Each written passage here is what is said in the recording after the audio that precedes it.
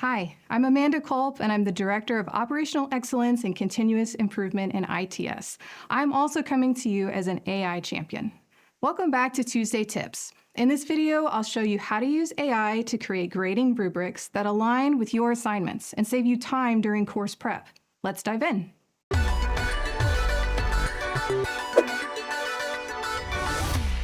First, open your Canvas course and click on Assignments in the left-hand menu. Click the plus sign to create a new assignment, or open one that you've already started. Scroll down to the Rubrics section and click Add Rubric. If you're not sure where to begin, that's totally fine. We're going to switch over to Copilot for a little help. By now, go ahead and open Copilot. Remember to access it through MyWings and Office 365. In the prompt box, type, create a 3-level grading rubric in table format for a college-level group presentation. The rubric should assess organization, collaboration, content accuracy, and presentation skills.